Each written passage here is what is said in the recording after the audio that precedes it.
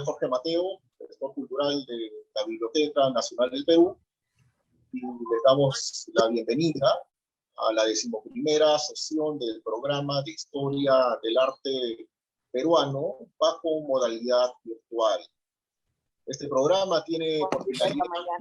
Muerden infracciones, ni siquiera que existiera. El programa tiene por finalidad generar un espacio de reflexión en torno al arte peruano y sus principales manifestaciones.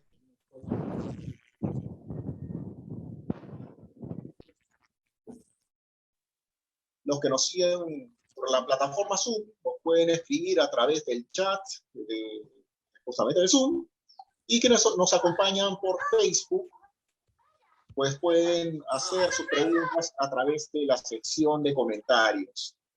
Agradeceremos que las preguntas sean breves y concisas, y asimismo a los amigos que nos siguen por el Zoom, por favor, les recordamos que apaguen sus micros y sus cámaras para poder disfrutar de esta sesión. Ahora sí, damos la presentación a nuestra invitada, Rosmarie Lerner.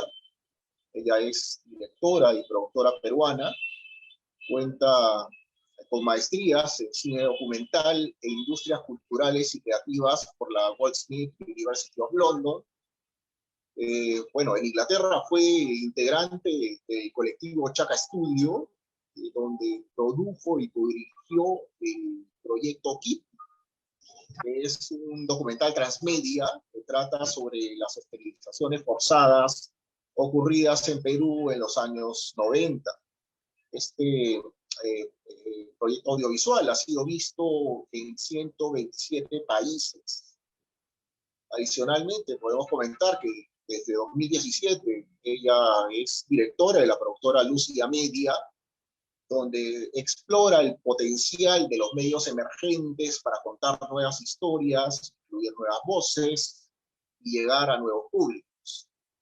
Su trabajo ha sido presenciado en festivales como el ITFA Dog Lab de Ámsterdam, el Hot Dogs de Toronto, el Tribeca Film Festival de Nueva York y Ars Electrónica en Linz.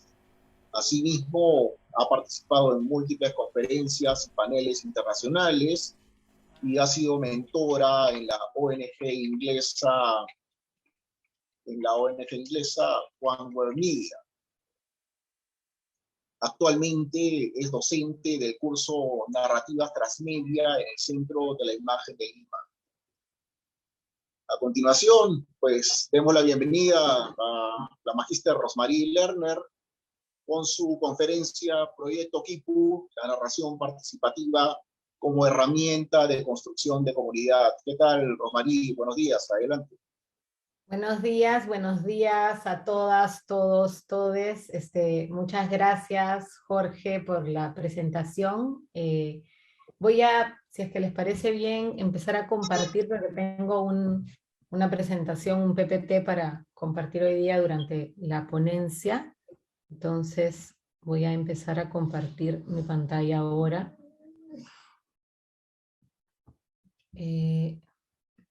Y quiero saber si es que se ve bien y todos pueden ver bien la pantalla. Si es que pueden poner un dedito así para no quitar el mute. Les agradecería. Perfecto. Bueno, como decía y comentaba ya Jorge, bueno, primero que quisiera agradecer a la Biblioteca Nacional del Perú por invitarme a ser parte de este programa de Historia y Arte Peruano. El día de hoy voy a compartir parte del proceso y los aprendizajes de nuestra experiencia en la producción del proyecto Kipu, que para explorar y reflexionar sobre cómo las tecnologías digitales y las narrativas participativas pueden facilitar procesos de construcción de comunidades y producción de conocimiento a través de divisiones geográficas, sociales, lingüísticas y tecnológicas.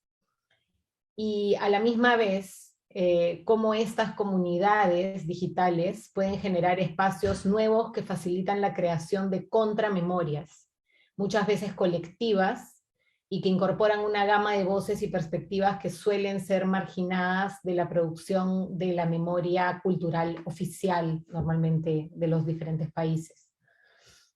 Pero bueno, todo esto, esta reflexión y la ponencia que voy a compartir hoy es en base a la experiencia del proyecto Kipu, y el proyecto Kipu es un documental transmedia, como dice ahí. Eso quiere decir que es un documental que se da y no solo se construye y se experimenta a través de diferentes plataformas y medios, es un documental interactivo y participativo que hace una combinación de nuevas y viejas tecnologías, principalmente una línea de teléfono sencilla y analógica y una página web.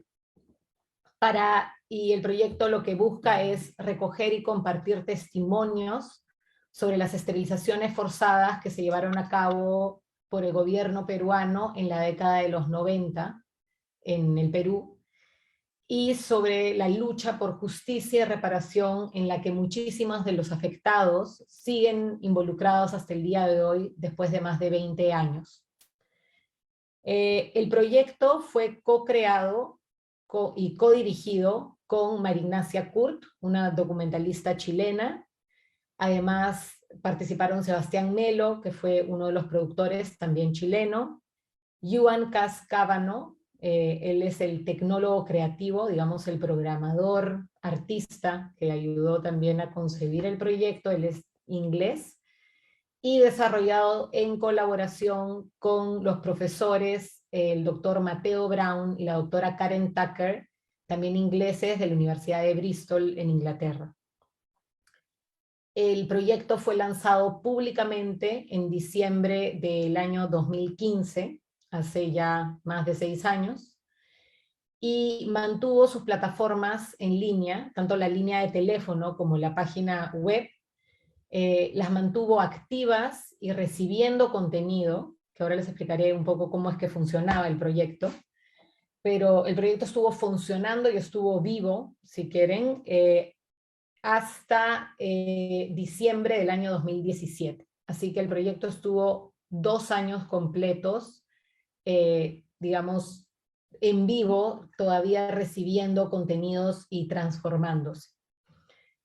Como parte del proyecto Transmedia, el documental interactivo, que es esta página web, creo que les van a compartir el link por ahí, ya sea en el chat o en Facebook, el link de la página web interactiva del proyecto, que todavía se puede, ya no se puede agregar, digamos, o participar en vivo, pero todavía se puede experimentar el proyecto y escuchar los testimonios.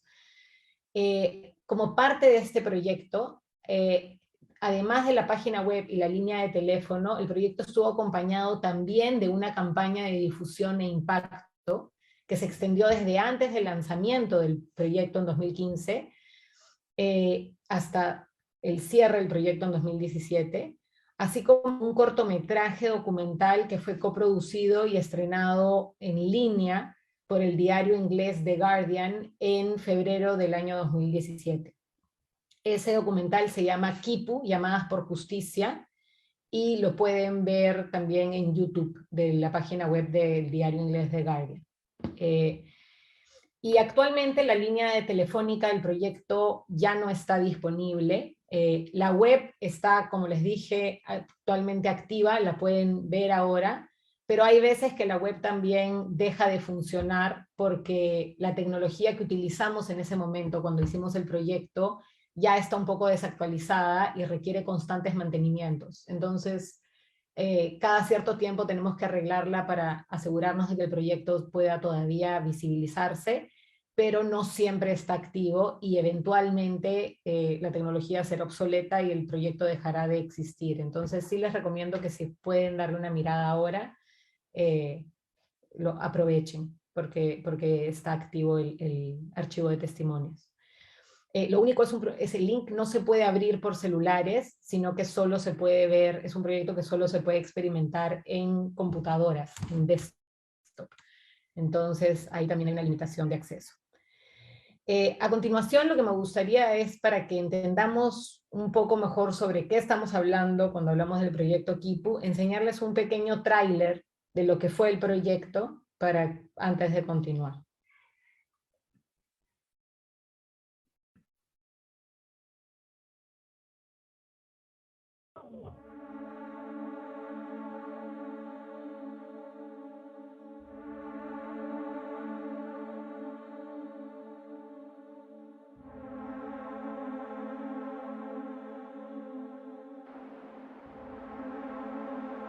Hay instituciones educativas que dicen, ¿saben qué?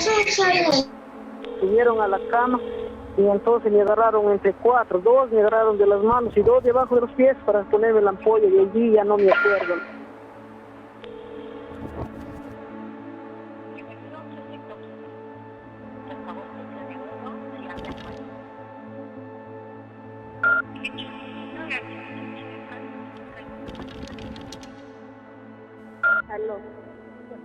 Sí, que yo también fui afectada por el tiempo de la violencia, de que hicieron las ligaduras.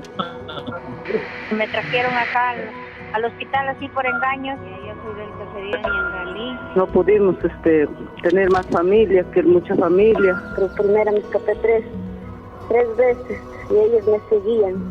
Ya no le vamos a dar alimentos porque están llenándose de hijos como las conejas y no quieren hacerse ligar. Ya, yo me llamo.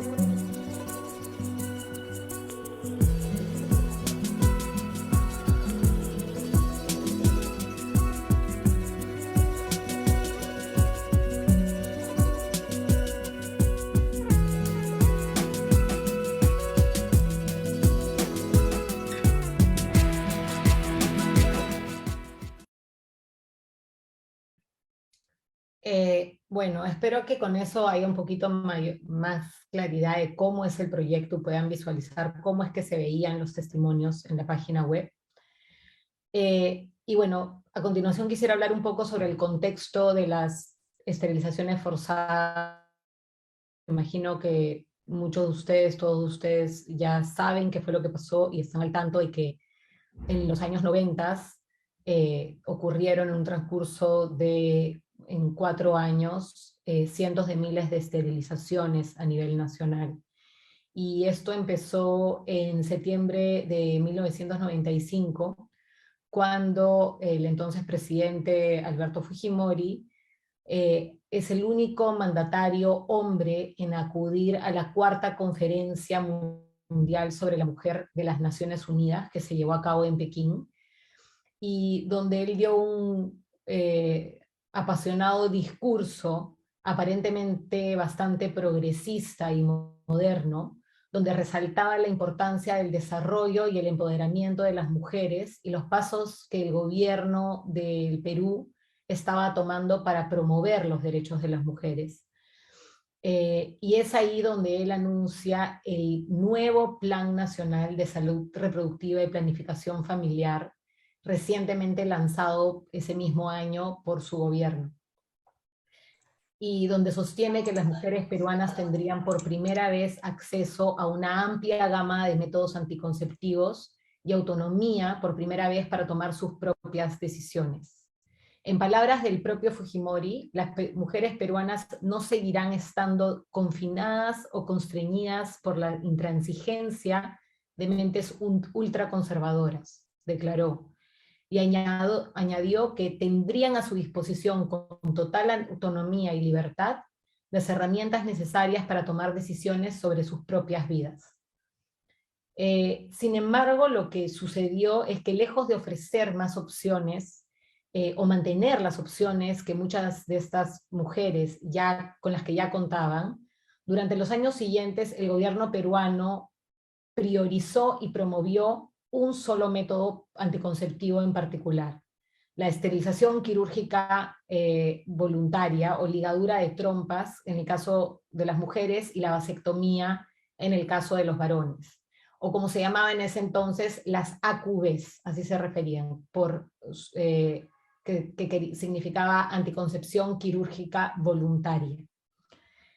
Y es importante resaltar que hasta ese entonces, en 1995, hasta hacía poco tiempo, incluso inicios de los 90, la esterilización quirúrgica no era legal en el Perú, y mucho menos era incluida como un método dentro de las opciones de salud pública.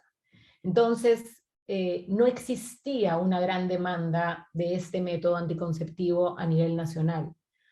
Y sin embargo, aún así se establecieron altas cuotas de esterilizaciones o de AQVs, con las que el personal de salud de pronto, de un día para el otro, debía cumplir, especialmente en zonas rurales y en situaciones de condiciones de pobreza económica. Los promotores de salud en esta época empezaron a realizar agresivas campañas para poder cumplir con las metas establecidas, que incluían desde visitas de casa en casa, hasta festivales itinerantes de ligaduras de trompas en plazas o en diferentes centros de salud, hasta incentivos en muchos casos, y en otros casos incluso amenazas, donde se les decía a las mujeres que si es que no se sometían al proceso de esterilización, iban a tener que pagar multas, de que esto ahora eran leyes que las obligaban a tener que seguir estos procedimientos, o en otros casos de que dejarían de atender a sus hijos y a sus familias en los centros médicos locales en caso no quisieran someterse al procedimiento. Entonces, es de esta manera que entre 1995 y 1999, más de 272.000 mujeres y 21.000 varones fueron esterilizados quirúrgicamente bajo el Plan Nacional de Salud Reproductiva y Planificación Familiar del gobierno de Alberto Fujimori. Y hasta el día de hoy, miles de personas sostienen que los procedimientos se realizaron en contra de su voluntad o sin su consentimiento informado. Disculpe. A fines de los años 90, la Defensoría del Pueblo empieza a recibir informes, los primeros informes y denuncias, de que mujeres que dicen haber sido esterilizadas sin autorización y otras irregularidades en la aplicación de la política de planificación familiar, lo que ocasiona una investigación y que el programa eventualmente se suspende.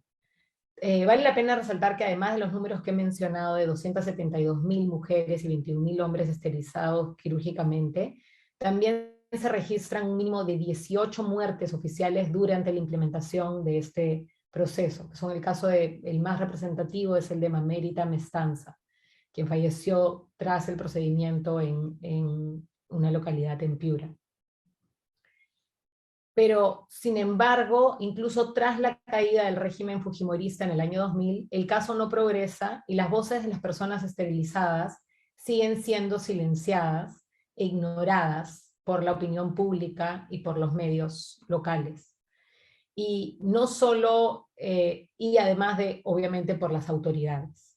Y el proceso, digamos, judicial no avanza. Es así que las esterilizaciones forzadas ni siquiera son incluidas en las investigaciones de la Comisión de la Verdad, ni en el informe final de la Comisión de la Verdad y Reconciliación, que trabajó entre el 2001 y 2003, y que estuvo encargada de investigar las décadas de violencia en el Perú entre 1980 y 2000, y que debería haber incluido esto, ya que estas violaciones a los derechos humanos se dieron dentro de este rango de tiempo. Sin embargo, ni siquiera están incluidas en este informe. Es recién, y un poco, digamos, como yo personalmente, como documentalista y comunicadora, llego al tema o me acerco al tema, es recién, esto sucede en el año 2011, durante la campaña de elecciones presidenciales del 2011, donde por primera vez participa Keiko Fujimori, que como sabemos es la hija de Alberto Fujimori, quien es considerado responsable de esta política. Entonces resultó, parece oportuno para su contrincante, Ollanta Humala, el eventual presidente, utilizar el tema de las esterilizaciones forzadas para desestimar la candidatura de quien pretendía ser la primera mujer presidenta del Perú. Entonces tenía sentido en ese momento empezar a utilizar el tema de las esterilizaciones forzadas para desestimar, digamos, los derechos de las mujeres y la defensa de los derechos de las mujeres en un periodo donde ella fue primera dama. Y es recién en ese momento, en 2011, que yo, cuando ya en ese momento me encontraba estudiando una maestría de cine documental en Inglaterra, que un poco caigo en cuenta de la escala y magnitud de lo que había sucedido, del caso de esterilizaciones forzadas, y empieza mi interés en el tema. No solo porque quería conocer qué es lo que había sucedido en los 90, sino que creo que una de las principales curiosidades que me atrajo al tema era entender por qué es que no había escuchado o no habíamos escuchado más sobre estas mujeres en todo este tiempo. Entonces es ahí donde me acerco a una colega, María Kurt, como ya mencioné, la codirectora del proyecto, que es chilena y que era mi compañera en la maestría de cine documental, quien conocí mientras estudiábamos, y al comentarle y contarle a María sobre esta historia, a ella inmediatamente como mujer latinoamericana también le interesó. Y es ahí donde decidimos colaborar y empezar a trabajar juntas para llevar a cabo adelante un proyecto sobre el tema. Ahora, ¿por qué decidimos abordar esta historia desde un documental interactivo? Y nosotros en realidad estudiamos cine documental tradicional, películas, hacer largometrajes, historias con un inicio, un medio, un final, donde nosotras éramos las directoras, las autoras. Sin embargo, creo que además gracias a haber estado en Londres y algunos profesores que tuvimos en la escuela, estuvimos expuestas de una etapa muy temprana a estas nuevas cosas nuevas que se están innovando mucho en narrativas con nuevos medios, y narrativas interactivas, narrativas no lineales. Entonces, creo que fue una suerte que tuvimos al estar en Londres, donde pudimos desde muy temprano empezar a conocer qué es lo que estaba pasando y cómo se estaba experimentando el documental interactivo, el documental de nuevos medios. Entonces, lo que pasó fue que mientras más investigábamos sobre el caso y sobre el tema de las esterilizaciones forzadas con María, notamos que a pesar de haber múltiples reportajes, entrevistas y en algunos casos incluso documentales sobre el tema, siempre las mujeres afectadas eran repetidamente y constantemente representadas como números o como estadísticas. Y siempre eran reducidas a rol de víctimas, y rara vez era en todos estos reportajes o en estas producciones era posible escucharlas a ellas directamente, sino que siempre era alguien más hablando sobre ellas, sobre las pobres mujeres, digamos, campesinas o de lande, que han sido esterilizadas, pero rara vez directamente podíamos escuchar a aquellas personas que habían estado en el centro de esta campaña. Además, para nosotros fue claro que particularmente en medio de un contexto político muy polarizado por las elecciones presidenciales, las posiciones frente al tema eran en su mayoría, bueno, en Perú, porque digamos que más allá de Perú, esta historia o este caso no era conocido en ese entonces en absoluto. Lo que nos dábamos cuenta, de acuerdo a las reacciones, lo que veíamos en internet, los comentarios, por ejemplo, de Facebook o en diferentes medios, los comentarios en YouTube a los reportajes, era de que las posiciones frente al tema eran preconcebidas, eran radicales y eran muy poco informadas.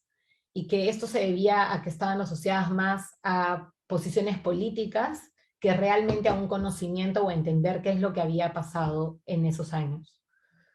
Y también pudimos constatar que a nivel internacional el conocimiento sobre este caso era prácticamente inexistente. Como les decía, cuando nosotros mencionábamos el caso de las esterilizaciones forzadas en el Perú a diferentes personas, ya sea en Inglaterra o otras personas de Europa, la gente no nos podía creer o pensaba de que estábamos hablando de algo que había sucedido en los 70s.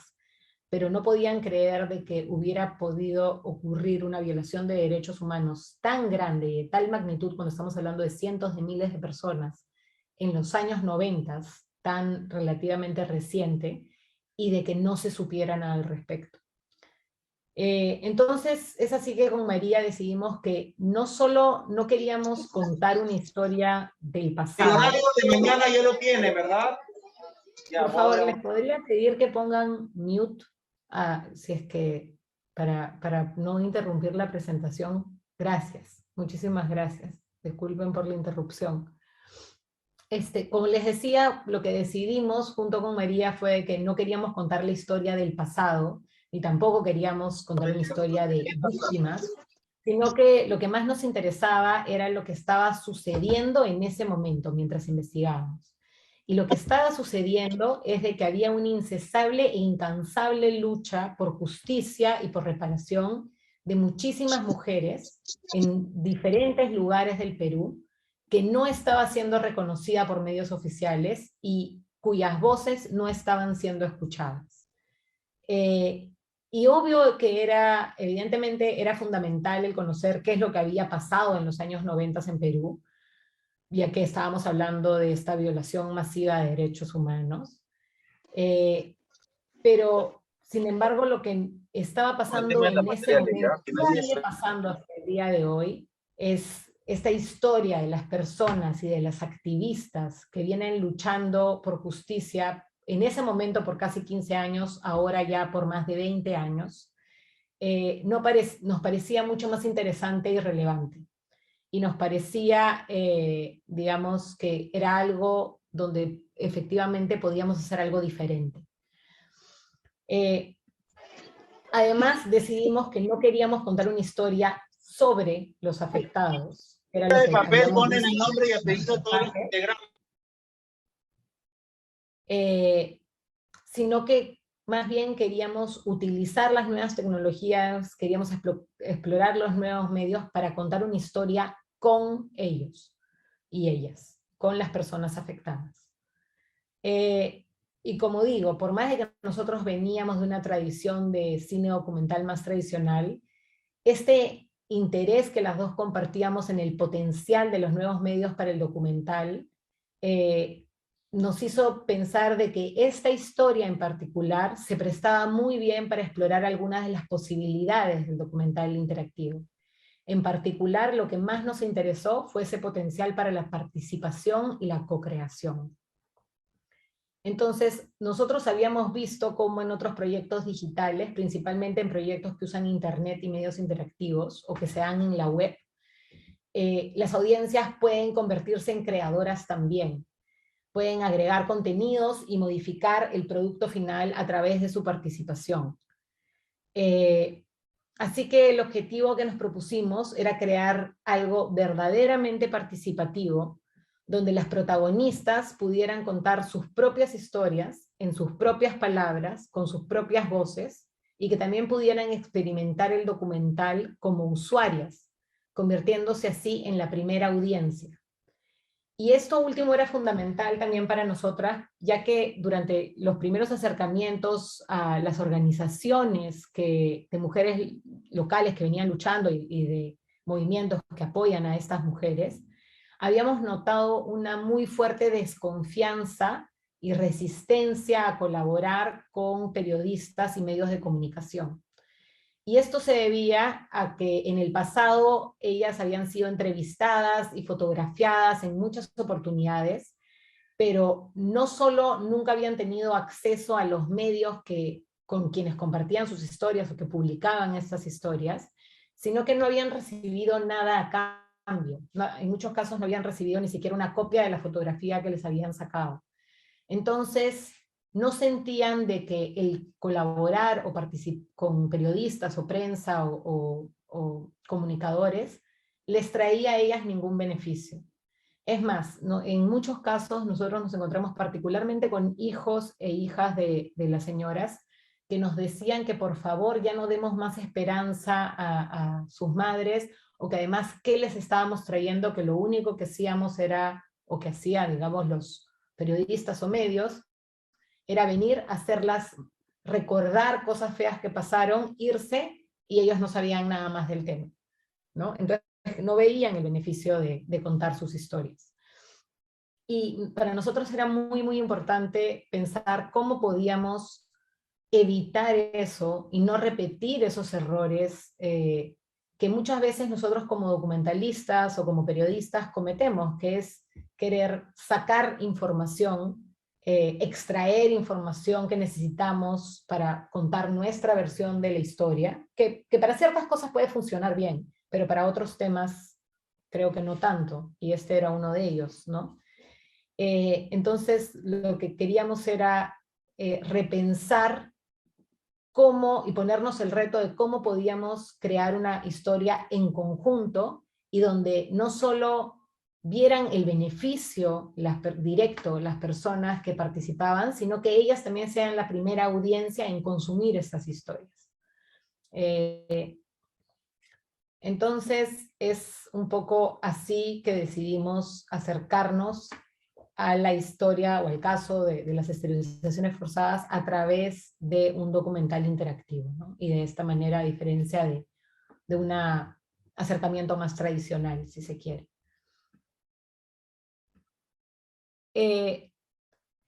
Y bueno, esto definitivamente trajo muchos retos. Uno de los principales retos fue el de la brecha digital. Porque una de las principales preguntas que debíamos resolver era cómo podemos hacer que la historia pueda ser creada y experimentada por los mismos participantes, a pesar de que estos no tuvieran acceso a Internet o a la web.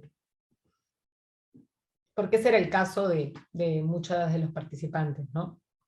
Entonces este problema de la brecha digital, que es muy relevante en el contexto latinoamericano, todavía hasta el día de hoy, cada vez menos, sí debemos decir que cada vez menos, cada vez se achica más se ha achicado en los últimos años esta brecha. Yo creo que particularmente la situación de la pandemia y el coronavirus ha hecho de que se acelere un poco más la conectividad de ciertas personas, pero todavía estamos muy, muy lejos en Latinoamérica y en el mundo de estar todos conectados. Entonces, el asumir que todos estamos conectados a veces es un error, y eso es y hay muchos, digamos, factores que acrecentan esta brecha, ¿no?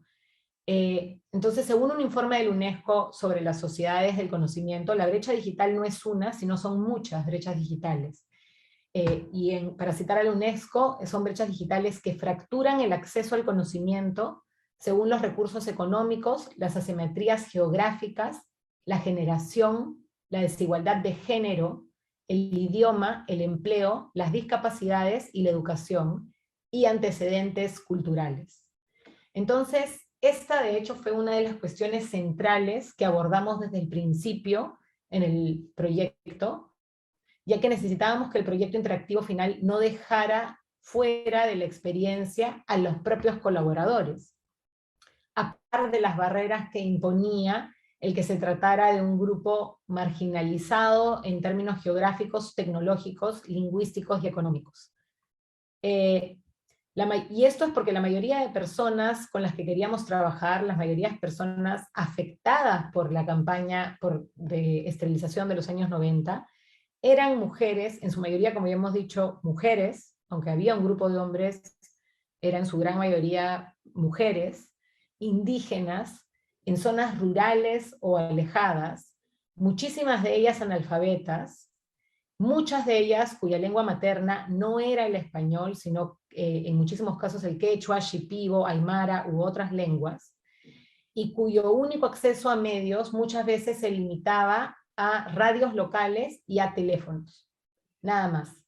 No tenían acceso a televisión, no tenían acceso a teléfonos inteligentes. Cuando hablo de teléfonos, me refiero a teléfonos sencillos, no a teléfonos con internet. Entonces, para esto, tomando esas consideraciones, tomamos como referencia un proyecto del National Film Board de Canadá, que es la Junta Nacional de Cine de Canadá, que es una institución muy antigua y que ha experimentado mucho con el cine y con el cine documental, y ellos tuvieron una experiencia de video participativo con el programa Challenge for a Change, Desafío para el Cambio, en los años 60 y 70. Y este proceso, esta experiencia es conocida como el proceso Fogo, o el de las Islas Fogo, que son en una serie, un conjunto de islas en Newfoundland, cercanas a Canadá, y donde viven comunidades nativas. Y en este proceso se utilizó el cine. En esta época eran cine, digamos, cine, películas, rollos de películas súper grandes que llevaban en botes los habitantes de zonas marginales y el gobierno local. Y esta mediación narrativa, que pasó en dos direcciones, porque se hacía entre pares, entre las diferentes islas, así como los ciudadanos de estas islas con los gobiernos regionales, nos dio una pauta o un ejemplo, nos sirvió como una inspiración de un sistema que antecedía a la web, pero que sin embargo generaba tipos de redes y tejía, digamos, estas nuevas redes que nos parecían a nosotros apropiadas para replicar como con las herramientas digitales para el caso de esta historia, ¿no? Era un poco esta idea, más allá de las herramientas digitales que facilitan, digamos, el tejer estas narrativas, era más el concepto, utilizar la narrativa y el contar historias para empezar a establecer y a tejer estas redes. Entonces esa fue una de las inspiraciones que tomamos para el proyecto Kipu. Entonces es así que Kipu, que el proyecto, nos propusimos crear un archivo de memoria oral construido en forma colaborativa a través de un sistema de telefonía local que permitía a los participantes en Perú llamar a un número gratuito al que podían llamar desde cualquier tipo de teléfono. Como digo, puede ser un teléfono, incluso un teléfono público, un teléfono de casa, cualquier tipo de teléfono. Podían llamar una línea 0800 gratuita y compartir su historia. La línea telefónica, a su vez, estaría conectada a una base de datos, a un sistema de manejo de contenidos en línea, que nosotros llamamos acá base de datos, eso del medio, el cual luego de obtener los permisos para la grabación y publicación de testimonio, los agrega a un archivo digital. Y este archivo digital hace que los audios estén disponibles en forma simultánea, tanto a través de la página web, como de vuelta en la línea telefónica, generando así una experiencia interactiva que no dependía de tener que contar con acceso o conexión a la web para poder experimentarla. Es decir, las personas podían llamar a la línea de teléfono, grabar su testimonio, esto pasaba a esta base de datos, digamos, y también un sistema de moderación que teníamos que implementar más adelante, porque sí, la ética era muy importante para nosotros en este proyecto. Y después de que pasaba a este sistema de manejo de datos y se creaba este archivo digital, el archivo digital ya con todos los permisos y publicado, después de haber sido moderado, se publicaba simultáneamente tanto de regreso a la línea de teléfono, donde personas sin internet podían escuchar los testimonios, como publicado a la página web que es a la que ustedes pueden tener acceso ahora.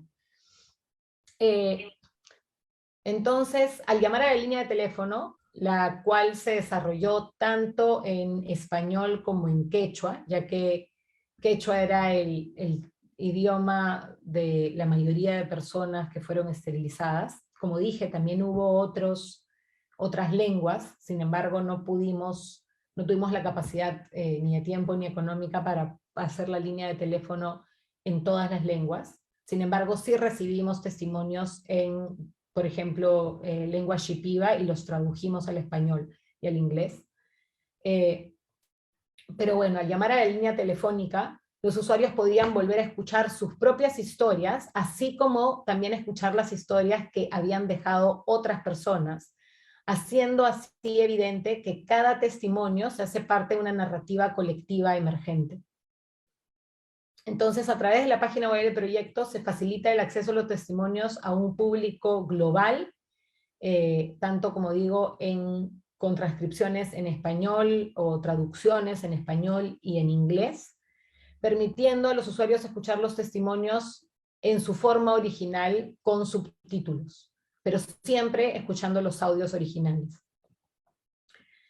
Entonces, sin embargo, el proyecto no solo se crea y experimenta a través de medios analógicos, que son la línea de teléfono, la radio para difusión, y los medios digitales, que es la interfaz web, esta página web, sino que otro elemento crucial del proyecto, y que sin el cual no hubiera podido llevarse a cabo, llevarse adelante, fueron los encuentros físicos presenciales y encarnados, digamos, que tuvimos con las personas participantes. Desde las etapas muy tempranas del proyecto, los talleres presenciales con los grupos organizados de activistas, me refiero a personas que fueron directamente afectadas por las esterilizaciones, fue fundamental en el proceso de desarrollo.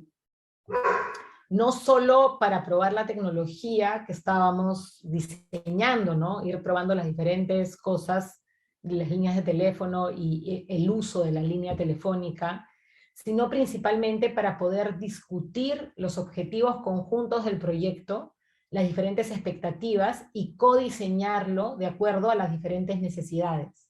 Nosotros no queríamos, o sea, es decir, que era muy importante dejar en claro los términos y las condiciones de la participación. Porque para hacer algo realmente participativo no era que nosotros llegáramos con una idea y una línea de teléfono ya lista y decir, ah, ya, usen esta herramienta y esto va a funcionar y esto les va a servir, sino que el diseño de la herramienta y de toda la plataforma tenía que hacerse en conjunto y en función de las necesidades de todos los participantes. Entonces, es importante esto porque estamos hablando de un proyecto que no está en el aire, sino que es un proyecto que se inserta ya en un contexto donde activistas venían luchando por justicia y por reparación, y donde venían haciendo un trabajo, digamos, de incidencia fuerte, y de años, no solo de una, sino múltiples organizaciones. Entonces, nosotros lo que queríamos era, desde nuestro lado, como comunicadoras, como documentalistas, poder ayudar a crear un sistema, una plataforma que pudiera ayudar a fortalecer las voces y amplificar el mensaje. Entonces, no se trataba de simplemente nosotros venir y crear algo e imponerlo, sino ver cómo nosotros podíamos insertar este proyecto de una manera orgánica en un movimiento que ya estaba, digamos, sucediendo y que ya estaba avanzando. Entonces lo primero que hicimos fue identificar a los grupos que ya estaban hablando, pero no tenían los medios para hacer oír sus voces por muchas personas, ni para conectarse entre sí. Y es así que en el 2013 empezamos a trabajar en primer lugar en el norte del Perú, en Huancabamba, Piura, con la Asociación de Mujeres de Huancabamba, la AMBA, gracias al apoyo del Instituto de Apoyo al Movimiento Autónomo de Mujeres Campesinas, el YAMAN, se llama el convenio YAMAN-AMBA, quienes trabajan con las mujeres de la provincia de Huancabamba en Piura desde hace muchos años, donde hubo un fuerte grupo de esterilizaciones, y las mujeres vienen hablando desde finales de los 90. En 2013 entonces llegamos a Huancabamba. En 2014 pudimos llegar y conectar con un grupo de personas afectadas también en el distrito de Independencia, en Vilcashuamán, en Ayacucho. En el 2015 pudimos ya llevar el proyecto y organizar talleres con las mujeres del AMAEF en Cusco, en la provincia de Anta, en Cusco, que también son de los primeros grupos que salieron a dar la cara y a denunciar lo que estaba pasando a finales de los 90. Y finalmente, en el 2017, pudimos llevar el proyecto por primera vez a la selva peruana, gracias al apoyo también del Consejo Shipibo-Conibo, del Cochicox, a comunidades, a mujeres de comunidades shipibas conivas de Pucallpa. Entonces, ¿cómo funcionaba el proyecto? Era de que siempre se alguien de la comunidad anterior, particularmente en este caso fue la señora Esperanza Guayama, que es una de las únicas personas identificadas, digamos, con nombre y apellido, porque es una de las lideresas a nivel nacional de las mujeres esterilizadas. Fuimos con ella y con otros representantes siempre de la comunidad anterior a la nueva comunidad, porque eran ellas quienes querían compartir y explicar cómo es que funcionaba el proyecto a el nuevo grupo de personas. Entonces es así que íbamos con mujeres de Huancabamba a Ayacucho, a Cusco, después en algún momento hicimos un taller con representantes de Ayacucho, Cusco, Pucallpa y Lima, y nos fuimos todos a Huancabamba. La idea era siempre aprovechar también y utilizar el proyecto y estos talleres como una manera de excusa, pero también motivo para que hubieran estos encuentros, se dieran estos encuentros físicos que permitían una mayor unión entre los diferentes grupos que antes estaban dispersos, pero que estaban luchando por la misma causa. Entonces, digamos que el proyecto y estos encuentros físicos facilitó un compartir y un acercamiento entre todos estos grupos que estaban dispersos por diferentes lugares del Perú. A continuación quisiera pasarles un ejemplo de uno de los testimonios en quechua, pero con subtítulos que están en la página web.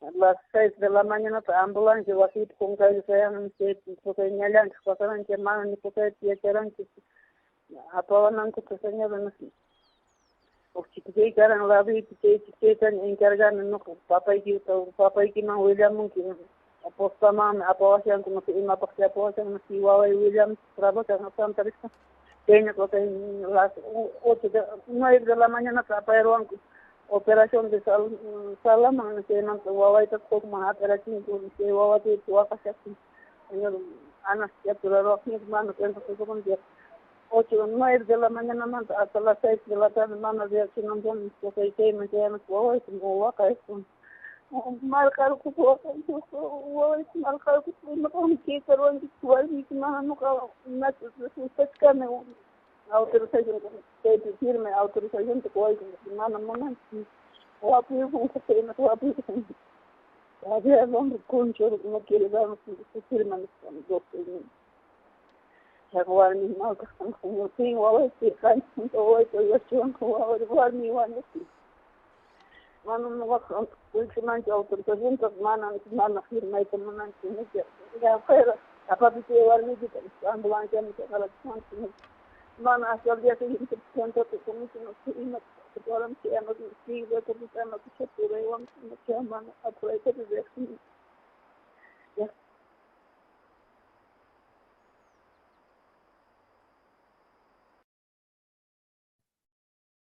Bueno, ese es un ejemplo de uno de los testimonios en quechua, de los más de 100 testimonios que están en el archivo del proyecto. Quisiera detenerme un ratito, no sé si ahí pudieron un poco, en base al tráiler de lo que acabo de mostrar, y a tener una idea un poco más clara de cómo se ve el proyecto y quizás esta idea de la metáfora del equipo. Entonces quisiera ahora detenerme un ratito en el nombre del proyecto y en cómo es que decidimos utilizar la idea del equipo como metáfora no solo para el diseño visual del proyecto y del diseño gráfico, como habrán podido ver en la web, sino también como la idea del quipu nos sirvió como guía, la metáfora del quipu nos sirvió como una guía para todo el proceso. Y bueno, como ustedes, me imagino muchos de ustedes conocen, el proyecto, bueno, toma su nombre de un método incaico. Los quipus son un método incaico para guardar registros y transmitir información, el cual se cree que fue utilizado extensamente en los Andes de América del Sur, tanto por los incas como desde culturas pre-incas.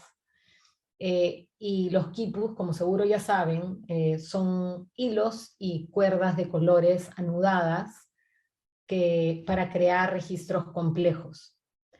Es más, la traducción literal del quechua de quipu es nudo hablador, ¿no? Quipus o nudos habladores. Y mucho de lo que se sabe hoy sobre los quipus está basado en el estudio técnico de objetos que fueron desenterrados en sitios arqueológicos de las costas del Perú, los cuales, reflejando la marginalización, el silenciamiento y la ausencia de historias andinas en las redes de producción de conocimiento global, se encuentran guardados en museos de países de ciudades como París, Londres, Berlín y Nueva York, así como en Lima. Y incluso este quipu que vemos acá en la imagen, que es el quipu al que nosotros tuvimos acceso para poder grabar para el proyecto, está en Santiago de Chile, ¿no? En un museo en Santiago de Chile. Y bueno, por más de que sobre los quipus se conoce ya bastante sobre su uso contable, donde cada nudo sirve para contar décimas y poder, digamos, llevar registros contables de diferentes cosechas, etcétera. Se cree, o muchos investigadores creen, que los quipus eran aparatos menotécnicos. Es decir, que eran aparatos que servían para activar la memoria y poder, así como un ábaco en matemáticas, o sea, son aparatos táctiles que ayudan a activar la memoria y contar historias. Y otros sostienen que se trata de una forma de escritura que se podría leer universalmente si es que se pudieran descifrar estos códigos cuyo conocimiento de lectura, digamos, se ha perdido. Adicionalmente, algo que a nosotros nos interesaba mucho es que los quipus pasaban de generación en generación, iban acumulando la información a través del tiempo. Es decir, eran creaciones colectivas. Y eso es algo que a nosotros particularmente nos llamó la atención y nos parecía interesante replicar. Y además eran móviles, ¿no? O sea, a diferencia, no es que fuera un gran mural en un lugar donde no se pudiera mover, por más de que los quipus eran casi siempre guardados por el quipu Camayoc, que era el gran, digamos, lector y encargado de los quipus, de salvaguardar los quipus, eran aparatos que eran móviles y que podían pasarse de generación en generación. Entonces tenían estas características que nos parecían interesantes. Entonces el nombre quipu es una metáfora, la manera en que el proyecto genera un conocimiento multivocal complejo y entretejido sobre las esterilizaciones forzadas. Y a medida que el proyecto avanzaba, nos fue cada vez más útil regresar a la referencia de los quipus incaicos para reflexionar sobre nuestras prácticas laborales colaborativas y sobre los desafíos para hacerlos efectivamente participativos. Entonces, durante los casi 5 años de duración del proyecto, de 2012 a 2017, los miembros del equipo trabajaron en diferentes países, como ya mencioné, en Perú, Chile, el Reino Unido, también Canadá, Colombia, etc. Y cambiamos de locación y de colaboradores a medida de que el proyecto crecía y evolucionaba. Se llevaron a cabo talleres en comunidades, pueblos, ciudades, con el fin de dar a conocer la línea telefónica, así como para obtener más participantes. Se trabajó de cerca junto a organizaciones locales para desarrollar el proyecto y encontrar maneras de integrar la línea telefónica a sus propias estrategias de campaña. Se mantuvieron líneas de comunicación entre participantes que estaban geográficamente dispersos y con acceso desigual a medios. Y la coordinación del proyecto se apoyó en la comunicación digital, además de comunicación telefónica analógica con participantes sin acceso a internet, como ya hemos dicho, también por comunicación analógica a través de radio, y radios locales principalmente, en lugares, e intentando siempre asegurar que las cuerdas principales del proyecto, de nuestro quipu, mientras que se anudaban nuevas relaciones colaborativas, nuevos participantes, colaboradores e ideas en cada etapa, siempre asegurándonos de que nuestras cuerdas centrales estén muy sólidas. Entonces, como en los quipus precoloniales, Nuestro trabajo se desarrolló mediante un proceso iterativo al que constantemente se añadía nuevo material y nuevos nudos que se movían para reflejar nuevas realidades. Entonces, como ya he mencionado, un elemento crucial del proyecto fueron estos encuentros presenciales con las personas afectadas. No solo para poder testear y poner a prueba nuestras suposiciones, que teníamos suposiciones obviamente en un inicio antes de realmente conocer a las personas cara a cara, sino más bien para realmente poder codiseñar el proyecto desde un inicio con los participantes, como ya mencioné. Entonces, a continuación rápidamente me gustaría compartir un par de ejemplos concretos de cómo se dio la co-creación en el marco del proyecto. Uno de ellos es que en el inicio, la primera vez, como les comentaba, que cuando fuimos en nuestro primer encuentro en Huancabamba con las personas afectadas, con las mujeres de la AMBA, teníamos nosotros dudas en este primer encuentro de cómo es que sería el contenido que recibiríamos, ¿no? Si es que fuimos con una idea de una línea de teléfono que pudiera conectarse a la web, pero en realidad no teníamos idea, uno, si es que las personas iban a querer participar, si iban a enganchar con la tecnología, y dos, teníamos dudas sobre, en el caso que sí quisieran participar, teníamos esta preocupación como documentalistas, como comunicadoras, de cuál sería la calidad de esas historias, en el sentido narrativo, pudieran mantener el interés de las audiencias, iban a funcionar narrativamente, particularmente hoy en día en la era digital, donde los periodos de atención de la gente son tan cortos. Entonces, por eso cuando recién fuimos a Huancabamba por primera vez, y teníamos nuestro primer prototipo de la línea telefónica, decidimos diseñar 3 opciones diferentes para recolectar los diferentes testimonios y probar diferentes maneras de, digamos, recoger estas historias. La primera fue un cuestionario de 20 preguntas, porque queríamos asegurarnos de cubrir todos los aspectos del tema o de las historias que a nosotros nos parecían interesantes. Eso era algo más acercado, yo creo, que a un acercamiento tradicional de documentalista o periodista, donde uno tiene claras las preguntas que quiere hacer en una entrevista, ¿no? Y qué es lo que quiere escuchar del participante.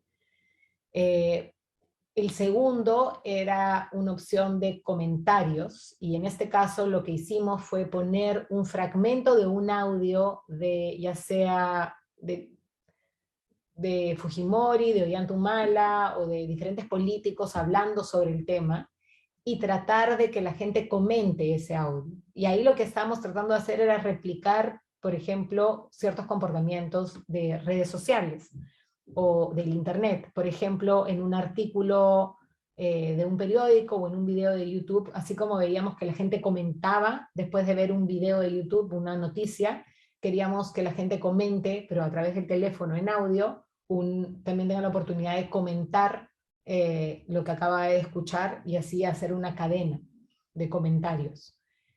Y la tercera forma, y más sencilla, fue simplemente la manera que llamamos manera libre, y que era simplemente, cuéntanos tu historia, y la gente podía, sin limitaciones y restricciones, simplemente empezar a hablar.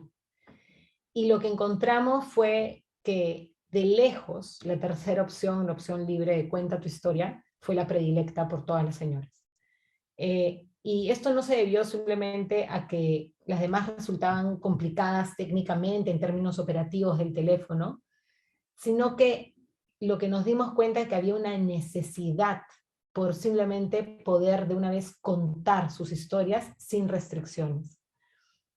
Y era para muchas mujeres una experiencia catártica el poder por fin contar y soltar sin interrupciones qué es lo que les había sucedido.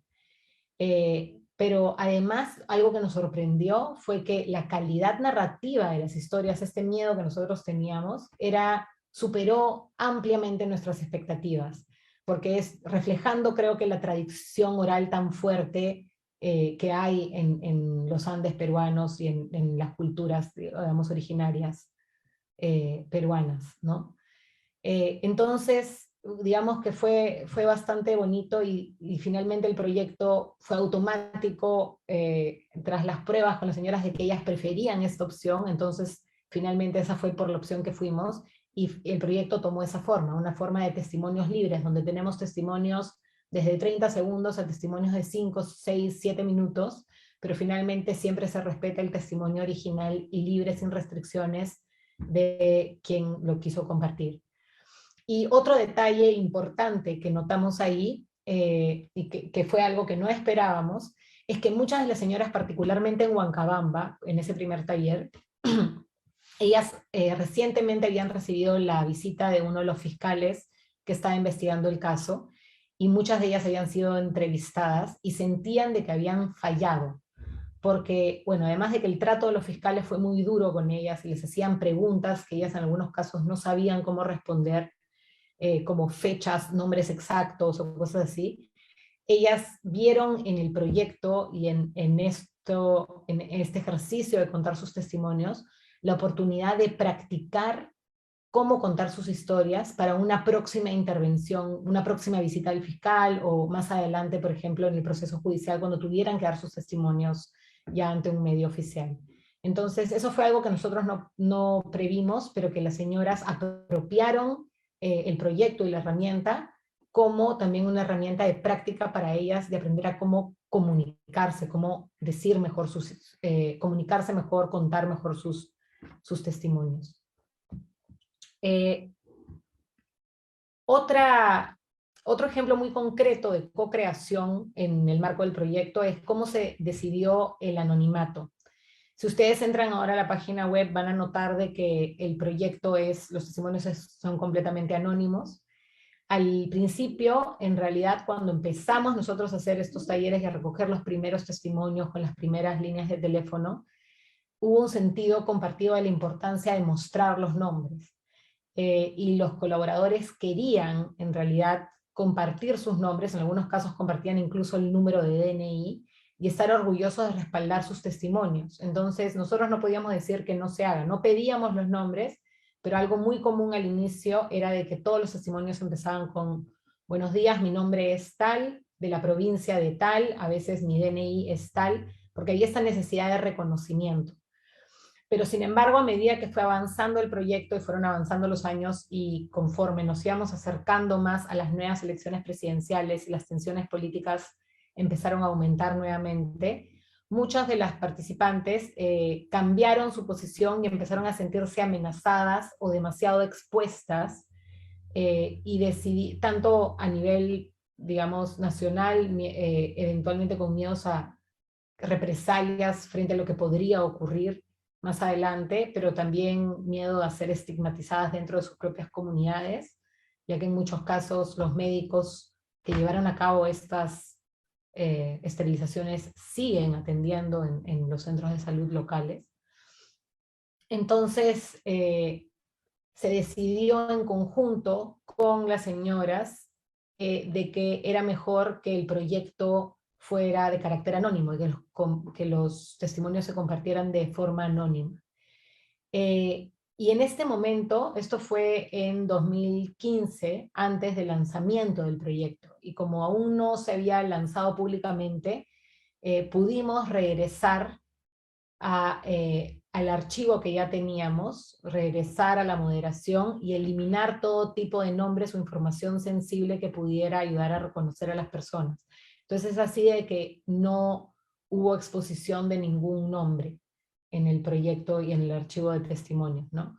Pero finalmente, entonces, cuando lanzamos el proyecto públicamente en diciembre de 2015, la línea telefónica ya había sido también adaptada, donde pedíamos que por favor no compartan información sensible y no compartan los nombres propios, y esta era ya la 7ª iteración de la línea telefónica. Y esto lo que demuestra es de que a través de nuestros talleres siempre íbamos afinando y arreglando en función a discusiones o experiencias que teníamos con las personas afectadas, íbamos puliendo y modificando la línea telefónica de acuerdo a sus necesidades. Entonces, como digo, finalmente el proyecto, cuando se lanzó ya en su versión final, era nuestra 7ª versión de la línea telefónica. Entonces los procesos de co-creación en el proyecto Quipu han sido muchos, y han sido en muchos casos concretos y dinámicos, y es aquí también donde emerge esta vivacidad del proyecto, ¿no? Al poder responder a las condiciones constantemente cambiantes. Por eso nosotros nos referíamos al proyecto en ese momento a un documental vivo también. Era un documental no solo interactivo, sino que era un documental vivo, que iba cambiando y que iba adaptándose mientras se iba desplegando en los años que estuvo activo.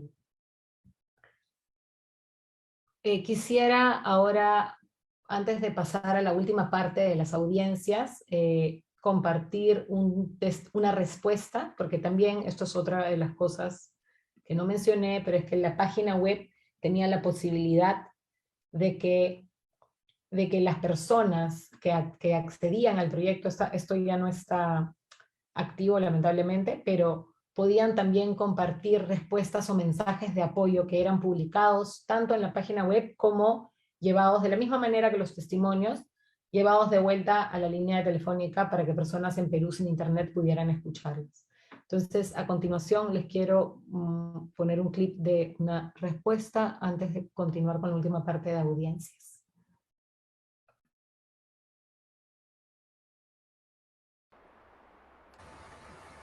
Hello, my name is Jean Laudat and I live in the UK, England.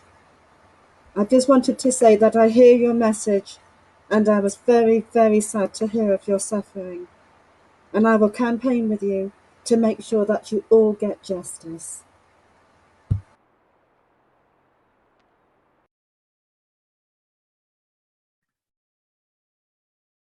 Bueno, eso es un ejemplo de una de las muchas respuestas que recibimos en el proyecto de diferentes lugares del mundo, en diferentes idiomas, y que fueron llevadas de vuelta a las personas fuera que fueron afectadas y que compartieron los testimonios.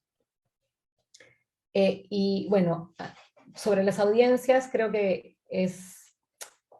como ya había mencionado, nosotros desde un inicio teníamos muy claro que una de las principales audiencias del proyecto, o la primera, debía ser las propias personas afectadas, las propias autoras de las historias y sus comunidades, ¿no? Ya que era importante el poder regresar el documental a ellas y que realmente pudiera funcionar como una plataforma para el diálogo.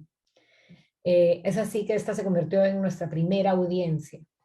Y a la que llegaríamos principalmente por los medios analógicos, que eran la línea de teléfono, pero también campañas de radio locales donde podíamos promover el número de la línea telefónico y también compartir fragmentos a través de una campaña que hicimos radial a nivel nacional, también por Radio Nacional, también hicimos una campaña en un momento, compartir fragmentos de los testimonios, el número de teléfono para que pudieran llamar gratuitamente y escuchar todos los testimonios a través del teléfono. Pero sin embargo nuestra segunda audiencia, sabíamos que debíamos también llevar esta historia a un público mucho más amplio, y que al tratarse de una violación de derechos humanos tan grande, era un tema de interés general, y que el uso de los cuerpos de las mujeres como herramientas de control político va mucho más allá que el de este caso, y habría un interés internacional en el tema. Entonces, además queríamos establecer un diálogo más amplio que incluyera las voces de las personas esterilizadas en Perú, pero debíamos encontrar también a las personas que estuvieran dispuestas a escuchar, ¿no? A estas personas y escuchar estos testimonios. Entonces, fue así que la segunda audiencia fue la audiencia internacional, a la que nosotros nos referíamos como la audiencia internacional. A la que llegamos principalmente a través de la página web y a través de español e inglés, ¿no? Y cabe resaltar que en el momento cuando estábamos lanzando esto todavía no estábamos en la época de Ni Una Menos, ni Movimiento Me Too, entonces hubo un gran trabajo también de buscar a personas que trabajaban derechos de las mujeres, derechos sexuales y reproductivos, y tratar de, a través de estos círculos internacionales, poder llevar el proyecto a más personas. Y por último, nuestra tercera audiencia Finalmente también éramos muy conscientes de que para llegar a la tercera y a la más difícil en realidad de nuestras audiencias, que eran las élites y clases dominantes del Perú, concentradas principalmente en Lima, era necesario antes llegar a la segunda audiencia, porque lamentablemente, y creo que esto es algo que sabemos, muchas veces suele en Lima y para las autoridades centradas en Lima, suele importar más la opinión extranjera que las opiniones desde el interior del país. Esa presión, digamos, internacional. Lamentablemente consideramos que todavía en algunos casos sigue siendo un poco así. Y además esta audiencia era la única con un real poder para lograr algún tipo de cambio concreto en la situación de las personas afectadas, ¿no? Sin embargo, como decía, es la audiencia más difícil porque el tema estaba muy politizado, como hemos dicho antes, y las opiniones, como ya dije, eran preconcebidas o muy radicales. Entonces era una audiencia, digamos, más compleja de llegar. Entonces, habiendo identificado desde muy temprano el proceso a las principales audiencias, pudimos también establecer los principales objetivos e impactos que queríamos lograr con cada una de ellas.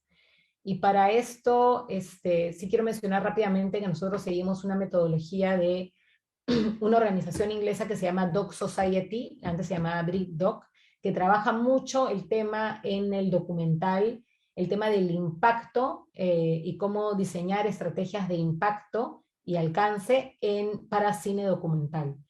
Entonces, ellos han publicado una guía que se llama la Guía de Producción de Impacto de BritDoc. Después, si me escriben, yo les puedo mandar, si quieren, links. Está en castellano y en muchísimos otros idiomas. Pero ellos ahí hablan de las dinámicas de impacto y de diferentes formas en las que una película, una narrativa documental puede tratar de establecer ciertas dinámicas o promover dinámicas de impacto, maneras en las que se logra el cambio. Y en el caso del proyecto Quipu, nosotros decidimos centrarnos principalmente en dos de estas, ellos mencionan 4 dinámicas, nosotros decidimos centrarnos en 2, que son cambiar mentalidades, en primer lugar, y en segundo lugar, construir comunidades. Y cambiar mentalidades se refiere a cambiar la manera de pensar sobre un tema en particular, o dar a conocer algo que antes no era conocido. Y es la dinámica que elegimos, esa dinámica la elegimos para todas nuestras audiencias. En el caso de la audiencia internacional, para nosotros era muy importante dar a conocer esta historia hasta el momento totalmente desconocida internacionalmente. Y en el caso de la audiencia de Perú, tanto local como en la audiencia de Lima, dar a conocer, o en el caso de quienes ya tenían una opinión sobre el tema, el informarse y proveer una versión alternativa a la versión oficial que se tenía. Es más, contar una historia desde diferentes puntos de vista. Entonces, esa fue la dinámica de cambiar mentalidades. Por otro lado, la dinámica de construir comunidades, que en un inicio habíamos pensado en función de la primera audiencia, es decir, de las audiencias locales y de personas afectadas, y cómo a través del proyecto las diferentes mujeres de lugares geográficamente dispersos y desconectados en el Perú que estaban ya involucradas en esta lucha por justicia, podían empezar a construir una comunidad en torno a esta experiencia común. Y no solo eso, sino que podían inspirar a otras mujeres en otras partes del Perú que de repente hasta el momento no se habían animado a hablar en voz alta y a compartir sus historias, a que lo hagan y que se sumen a esta comunidad en torno a esta experiencia común. Entonces, tras el cierre del proyecto, pudimos reflexionar un poco más sobre los resultados y las lecciones aprendidas durante el proceso. Y en cuanto al cambio de mentalidad, consideramos que funcionó con la audiencia internacional, en el sentido que el proyecto se dio a conocer un hecho antes muy poco conocido y fue visto en más de 127 países. Se recogieron más de 80 respuestas en múltiples idiomas desde diferentes partes del mundo. Y gracias al cortometraje, que les comenté en un inicio también de The Guardian, y la presencia en medios importantes, en medios de de comunicación importantes internacionales, consideramos que el proyecto logró aumentar considerablemente la visibilidad internacional del caso de las esterilizaciones forzadas. En ese caso creo que el impacto sí fue notable y pudimos como que medirlo claramente. De la misma manera pudimos notar que en la primera audiencia aquellas personas afectadas directamente y sus comunidades también ayudó en algunos casos a cambiar la percepción de algunas personas. Y quizás esto influyeron las campañas de radio, pero creemos que fue principalmente el movimiento y el dinamismo de las propias organizaciones locales de mujeres que se movilizaron y que abrieron los ojos a otros miembros de sus comunidades. Y hay un caso que compartiría muy brevemente, una historia de un señor que nos estaba ayudando con las movilidades dentro de ANTA en Cusco, y que en un momento, cuando visitamos una de las comunidades en ANTA, donde estaban las señoras, un grupo de señoras contando sus historias, él nos ayudó como traductor del quechua al español, y el señor, que había tenido una actitud muy fría todos los días con nosotros y muy, digamos, distante, una vez que escuchó y tradujo los testimonios de las señoras, cambió totalmente su disposición hacia nosotros y hacia las señoras, porque el señor, y se acercó y nos dijo de que él a ese momento pensaba de que muchas de estas historias eran mentiras o eran exageraciones, y era la primera vez que escuchaba directamente a sus hermanas, como él se refería, contando estas historias, y el señor estaba totalmente afectado y sorprendido porque no podía creer de que él hasta ese momento no les había creído. Entonces esos pequeños, muy concretos y muy pequeñitos, digamos, cambios para nosotros fueron grandes impactos, creo que demostraron el potencial que tiene el contar historias para el cambio de mentalidad. Y bueno, la tercera audiencia en Lima creo que lamentablemente es la más difícil, la que menos pudimos llegar, ya que no logró, creo, tener un impacto tan significativo o compartirse tan masivamente. Pero sin embargo creo que fue la construcción de comunidad, esta dinámica donde creemos que el proyecto tuvo el mayor impacto. Y no solo en cuanto al fortalecimiento de la comunidad de personas afectadas por las esterilizaciones forzadas, sino que los procesos del proyecto permitieron también la construcción de una comunidad mucho más amplia a la que nosotros habíamos esperado en un primer lugar, compuesta por sobrevivientes, por activistas, comunicadores, académicos, tecnólogos, voluntarios, estudiantes, etcétera, a través de una serie de encuentros tanto mediados a través de medios analógicos o medios digitales, como encuentros presenciales. Y finalmente esta dinámica creo que trascendió a la primera audiencia, que nosotros habíamos pensado que se quedaría ahí, y terminó por convertirse en parte integral de todo el proyecto, y todos aquellos que participaron en las diferentes etapas de la construcción de este gran kit. Y acá les quiero compartir esta foto. Bueno, ahorita el proyecto, bueno, ayudó a descentralizar ciertos procesos de impacto social y personal, tomando las palabras de la académica, de la autora y académica Patricia Zimmerman de la Universidad de Ithaca. Se trató de procesos que se habilitaron al pensar a través de los medios digitales en los colaboradores, las audiencias y nuestra propia práctica.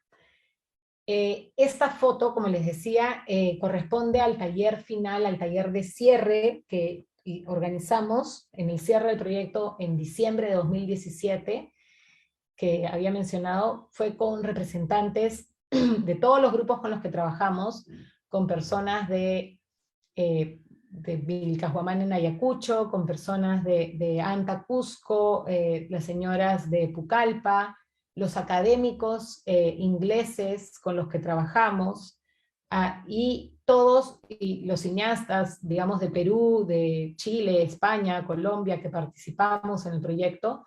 Todos viajamos a Huancabamba, en Piura, donde el proyecto empezó, y tuvimos un gran encuentro de cierre donde compartimos y discutimos los legados del proyecto y lo que se había llegado hasta ese momento.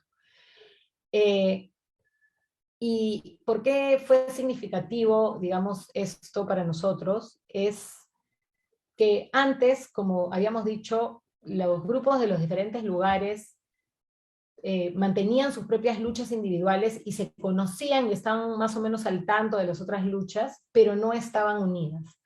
Y es en 2017, antes de este taller, pero que las mujeres de las diferentes organizaciones, principalmente la de Cusco y Huancabamba, se unen para fundar el AMPAEF, que es la Asociación Nacional de Mujeres Peruanas Afectadas por Esterilizaciones Forzadas, que es la primera organización que reúne a todas las mujeres, digamos, a nivel nacional. Y durante este taller se aprovechó para que las mujeres, tanto de Pucallpa como de Vilcabamba y Ayacucho, oficialmente también, bueno, ellas lleven su segundo encuentro del AMPAEF como asociación y también se sumen a esta iniciativa.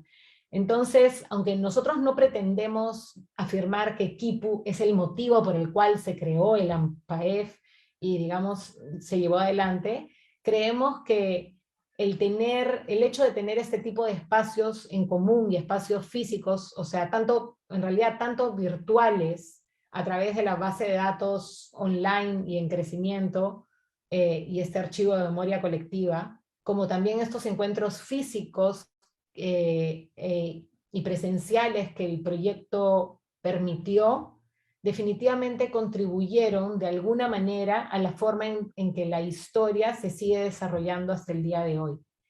Y es como dirían las señoras, fue, creo que la contribución del proyecto, un granito de arena en este proceso que muchísimo más grande y más largo que se sigue hasta el día de hoy. Quisiera mostrarles un último clip, que esto es un pequeño fragmento del cortometraje Kipu Llamadas por Justicia, pero que creo que demuestra un poco también cómo se sienten las señoras o cómo se sentían muchas de ellas al participar en el proyecto.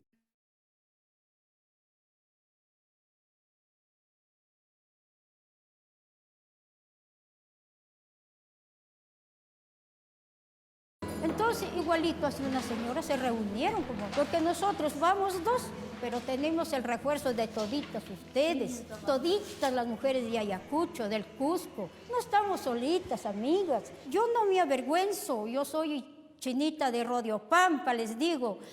Y yo no he sabido leer un alfabeto antes, pero gracias a Dios, en capacitaciones, yo ya he podido firmar mi nombre, pude expresarme un poquito. ¿Por qué nos hicieron así? Porque nosotros estábamos humildes, no sabíamos qué era pero ahora, gracias a Dios, sí. Ahora ni sabíamos qué era comunicación. Ahora nos comunicamos, decimos lo que sentimos en nuestro cuerpo, decimos allí para que nos escuchen otras señoras, otras autoridades, el mundo de otro país. Justicia. Pero un poquito más atrás para que se pueda ver. Para las mujeres ligadas que fueron forzadas por el gobierno Fujimori, ¡justicia! El chino ha sido bueno más antes. Las que han sido forzadas por el chino. Ahora que culpa el chino. El chino Fujimori ha sido recontra bueno cuando está amigo. Así que era zapatos regalados. Claro, pero eso han hecho cortar, pues. Claro, ¿quién las ha mandado? Todavía nos tratan mal. Sin embargo, nosotros que hemos viajado más allá, la gente nos han recibido más con cariño, más con experiencia de la gente de acá de Huancabamba. Decepcionadas totalmente. Porque dice, por cojuras, dice. Había uno, los otros, está bien, decían uno.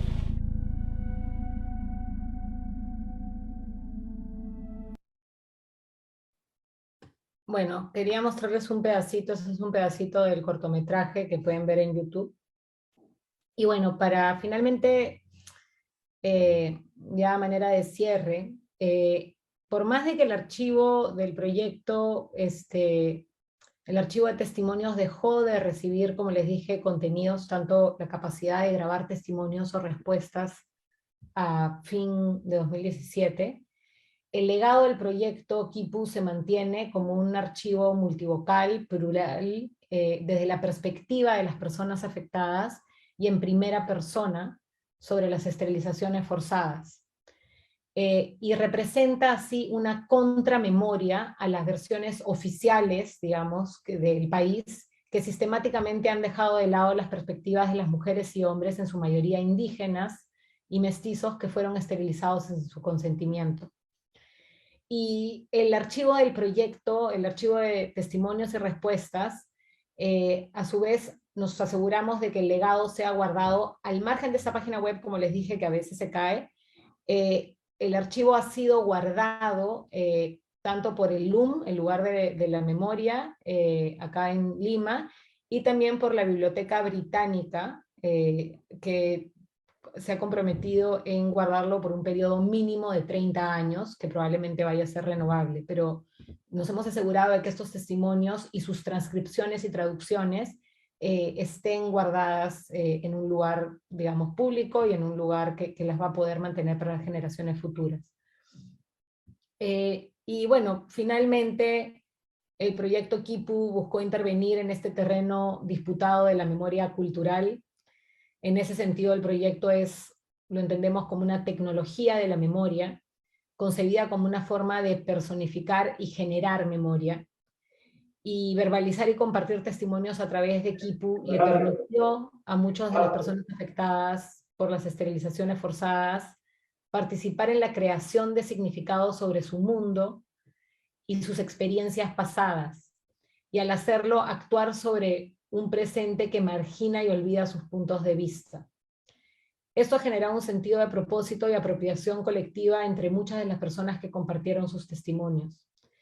Y cuando nos referimos a un documental interactivo, es aquí donde se produce la interacción real, mediada por la narrativa documental.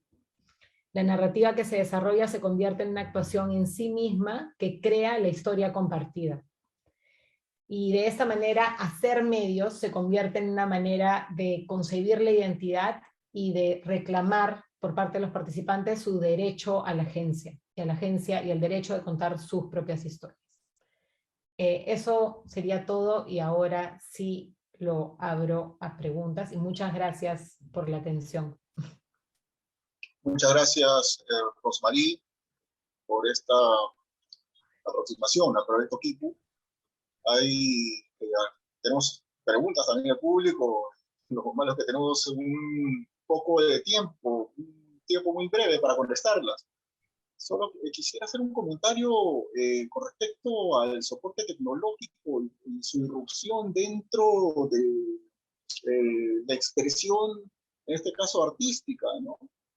El proyecto Quipu es un producto transmedia,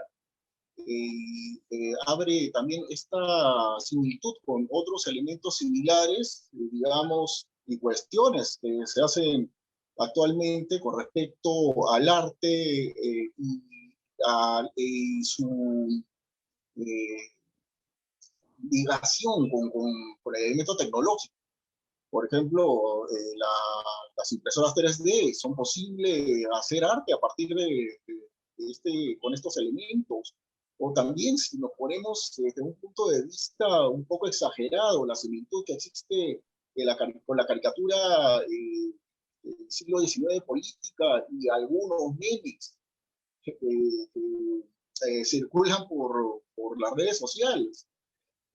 A esto quisiera añadir las consultas, justo una consulta similar que hace una de nuestras usuarias, una de nuestras seguidoras, con respecto al arte documental, las narraciones participativas para construir la realidad de una comunidad. ¿Ha tenido problemas de aceptación con el arte tradicional? Y también quisiera hilvanarlo con otra consulta que nos hace otra de nuestras seguidoras, con respecto a Canadá y el maltrato a sus nativos, los First Nation People. Explica, es un tema tabú en Canadá hasta ahora, indica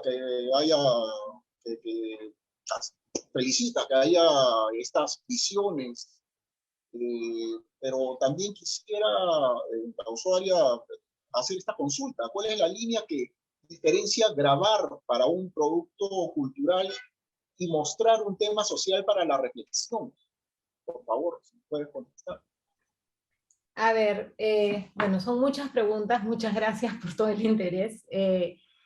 Sobre las problemáticas, el problema de la aceptación quizás de estos nuevos medios o el uso de nuevas tecnologías o medios digitales por las prácticas de arte más tradicionales, en el caso del documental, yo creo que eso es algo que sí, efectivamente en un inicio ha habido mucho cuestionamiento, e incluso a mí, como directora de documentales tradicionales, en un inicio había una resistencia de migrar, si quieren, a nuevos medios, ¿no? Nuevas tecnologías.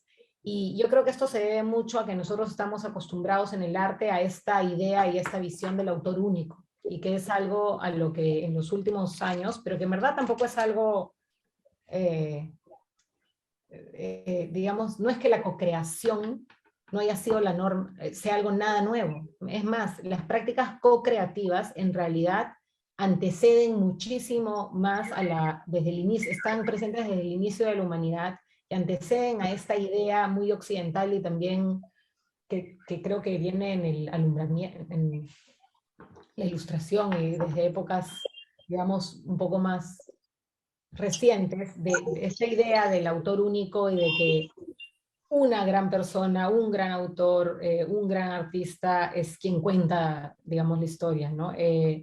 Si es que nos remontamos a prácticas, incluso desde el inicio de la humanidad, desde las primeras pinturas rupestres, o hay estas cuevas en África donde hay esta representación de cientos de manos, estas pinturas que tienen más de 5000 años, y que son una primera, digamos, práctica también co-creativa, donde todos los humanos iban y dejaban su marca y iban construyendo algo, un registro de la humanidad colectivo y múltiple a lo largo del tiempo, ¿no?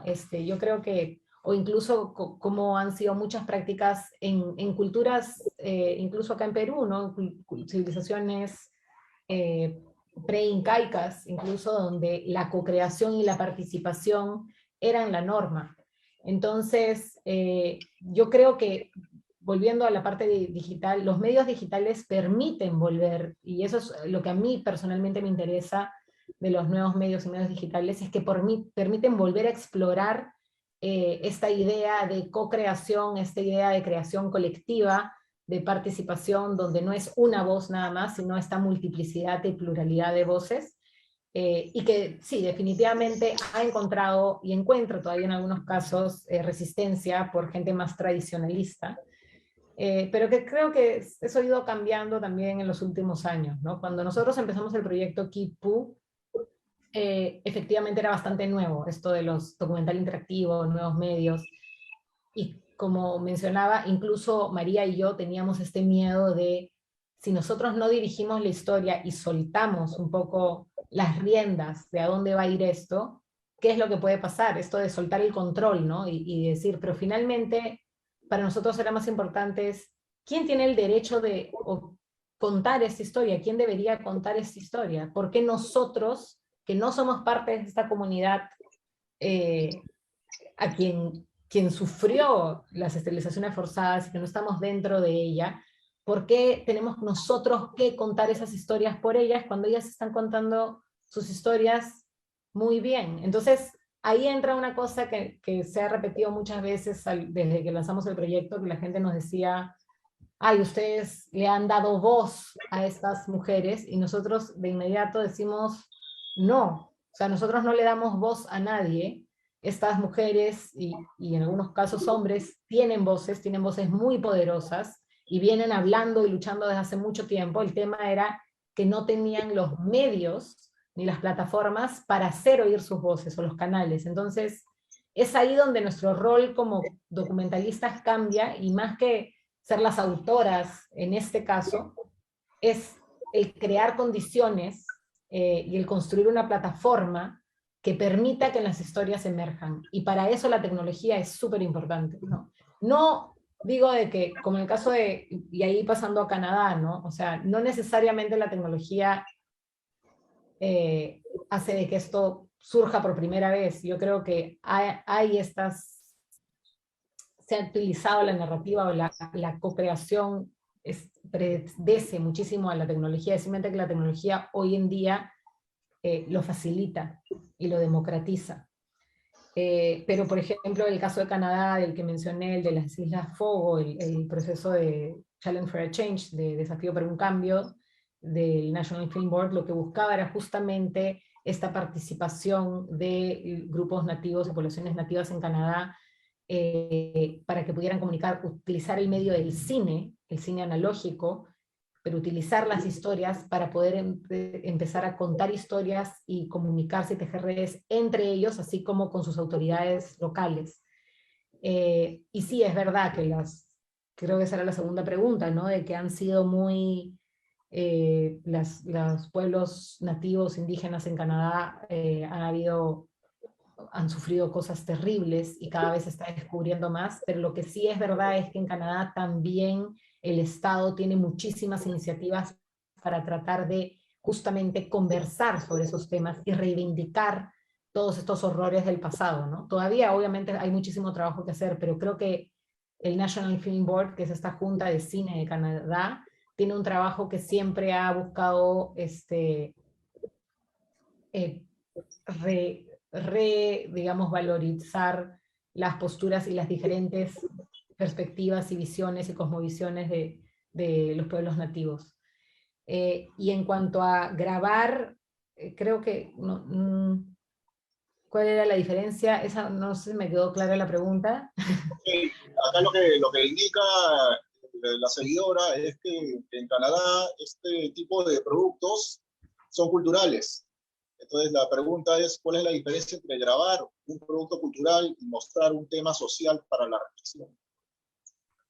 Es que yo no creo que tenga que haber una diferencia entre un producto cultural y algo social. Yo creo que en particular el documental, que para mí el documental es tanto una forma de arte como una herramienta normalmente de activismo social. Casi siempre el documental tiene un impulso social detrás. Yo creo que todo el arte, de alguna manera u otra, tiene un impulso de querer transformar algo, ¿no? El documental quizás es un poco más explícito en que normalmente el documental es una herramienta que se ha utilizado para discutir, para descubrir, generar conciencia, cambiar mentalidades o destapar temas sociales poco conocidos, realidades poco conocidas o discutir temas poco hablados, ¿no? Pero que utiliza el arte y utiliza la narrativa, que finalmente lo que busca es también generar empatías y poder uno conectar con otros a través de las narrativas para discutir estos temas sociales. Entonces no me parece que es algo que tenga que estar alejado uno de otro, o que sea uno u el otro, ¿no? Particularmente en el documental, me parece que es algo que coexiste. Efectivamente, comparto tu opinión, ¿no? Siempre hay un elemento de reflexión social en un documental, o documentales. A lo que nos lleva otra consulta que tenemos desde Facebook, acerca, bueno, has comentado bien que este documental transmedia sirve como una plataforma, ¿ya? para expresar una voz que ya existía. No obstante, la consulta va hacia la consecuencia, ¿no? ¿Crees que ha servido que el documental ha servido para que las mujeres se empoderen y a partir de esta denuncia sepan elevar sus demandas, se puedan organizar o se concienticen? Bueno, algo que quizás debí mencionar, pero ya estaba quedándome sin tiempo y que es muy, muy importante, es de que, bueno, después de más de 20 años de luchas en el campo, digamos, judicial, hace unos meses por fin se abrieron la investigación ya judicial tanto a los ministros de salud, a los diferentes ministros de salud que participaron en esta política durante el gobierno de Fujimori, como a Fujimori. En el caso de Fujimori todavía se tiene que esperar que se amplíen los cuadernos de extradición, ya que lamentablemente hasta que eso no se haga, no se puede proceder, pero los ministros de salud, en principio me parece que es este jueves o este viernes, que ya deben declarar, han sido llamados a declarar. Es más, hoy a esta misma hora de esta conferencia había una conferencia de prensa llamada, me enteré justo hace poco, por el AMPAEF, por la Organización de Mujeres Peruanas Afectadas por Esterilizaciones Forzadas, para hablar sobre el tema. Entonces, este ha sido el paso más importante en búsqueda por justicia en los últimos años. No estoy diciendo de que esto obviamente sea crédito o sea un resultado del proyecto Quipu, en absoluto, sino que, como decía en la presentación, creo que el proyecto ha sido una de las tantas cosas, una de las tantas iniciativas dentro de este movimiento bastante más grande de activistas, de artistas, jóvenes estudiantes y personas que se han sumado en los últimos años para dar a conocer y no dejar de que el tema salga de la agenda política. Entonces, en los últimos años, creo que el tema se ha mantenido, y creo que también los nuevos medios y las nuevas tecnologías y la convergencia digital en la que vivimos ha permitido también de que no se pierda de vista este tema en los últimos 10 años. Y creo que eso es lo que ha contribuido a que por fin se avance, digamos, se tomen pasos tan importantes en la lucha por justicia. Creo que el proyecto, sí, como mencionaba, en cuanto a las dinámicas de impacto que elegimos, sí fue exitoso en el cambio de mentalidades, en el sentido de dar a conocer un tema que era prácticamente totalmente desconocido a nivel internacional. Yo creo que el proyecto sí jugó un rol bastante importante en eso, y nosotros tuvimos suerte de que al ser un proyecto coproducido con Inglaterra y al haber estado allá nosotros, tuvimos acceso a un gran, digamos, a una variedad de públicos que de otra manera no hubiera sido tan fácil llegar.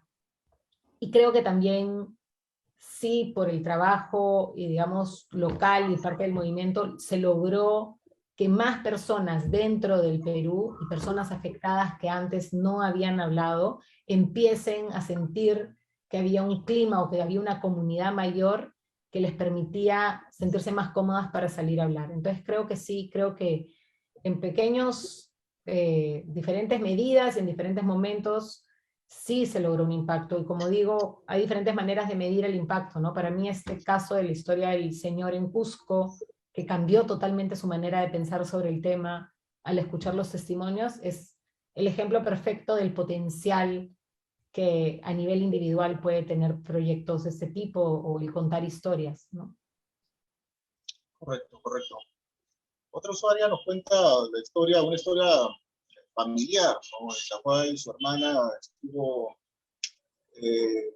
intervenida, dio a luz a un bebé que murió a las horas.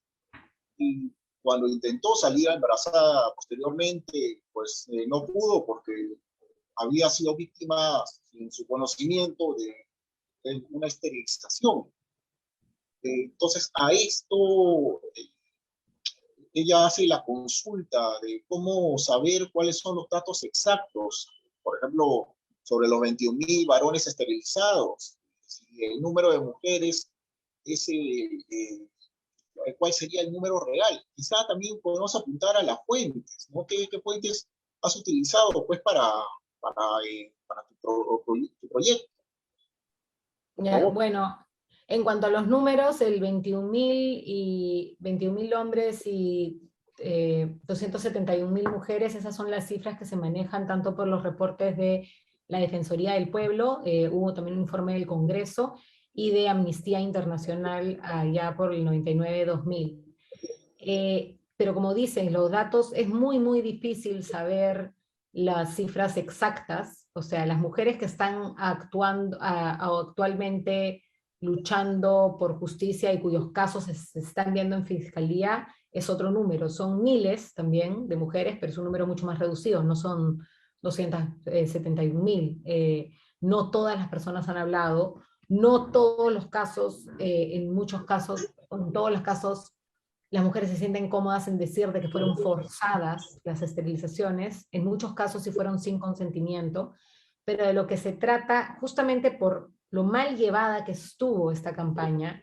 donde se establecieron cuotas y metas que trabajadores de salud debían cumplir, que eran totalmente arbitrarias y que venían desde lo más arriba y que no respondían realmente a la demanda y a la necesidad de los propios pueblos, y además la manera en la que se llevó a cabo los procedimientos de consentimiento informado, que para cualquier procedimiento médico, mucho más algo así que es, digamos, de por vida, puede tomar, esos en la gran mayoría de casos, yo te diría, ahí sí debe ser gran mayoría de casos que se han investigado, nunca se llevaron a cabo los procedimientos, digamos, que debían, las 48 horas de tiempo para que las personas tomen la decisión, la información nunca fue explicada de manera clara a aquellas personas que iban a ser sometidas a las intervenciones. Como digo, se hacían en ferias donde decían, te operamos,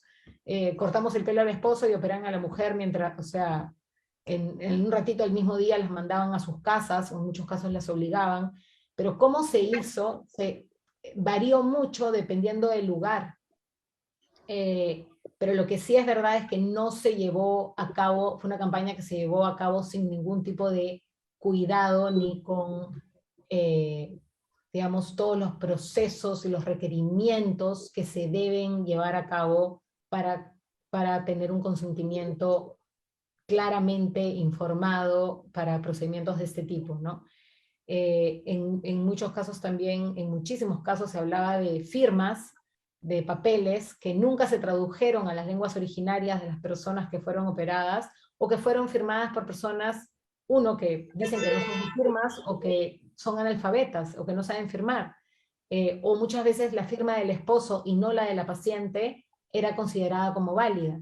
Entonces hay tantas diferentes irregularidades, y se hizo de tal forma que poder, y como dice, digamos, la persona que intervino, eso es un caso que nosotros hemos escuchado múltiples veces, de mujeres que estaban embarazadas, y que ya sea durante la cesárea o durante otro procedimiento médico, las esterilizaron sin su consentimiento, y que es más, muchas no se enteraron hasta años después de que habían sido esterilizadas, y cuyos casos probablemente no están registrados, ¿no?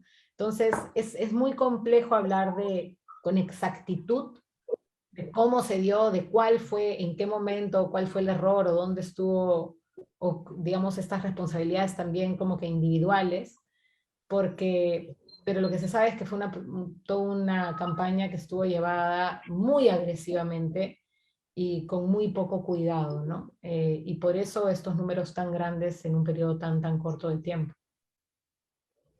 También tenemos algunos amigos que nos están preguntando cómo pueden contactarte para mayor información. Sabemos que está... Sí, el proyecto Kipu tiene una página de Facebook, que es Proyecto Kipu, así nos pueden buscar en Facebook, y a través del Facebook nos pueden mandar mensajes. Yo creo que esa es la mejor manera. También, porque yo, bueno, mis redes es en Twitter, @roslerner, pero yo no veo tanto las redes, o sea que creo que es mejor, la que más vemos es la del Proyecto Kipu de Facebook. O sea, voy a ver si puedo compartir la página, un segundito. Hay que mencionar que hemos compartido el link al Proyecto Kipu en el Facebook de la Biblioteca Nacional. También me parece que se ha compartido en el chat de Zoom. Bueno, también mencionar que el documental Kipu, Llamada de Justicia, pues está disponible en YouTube. Lo pude observar el otro día también.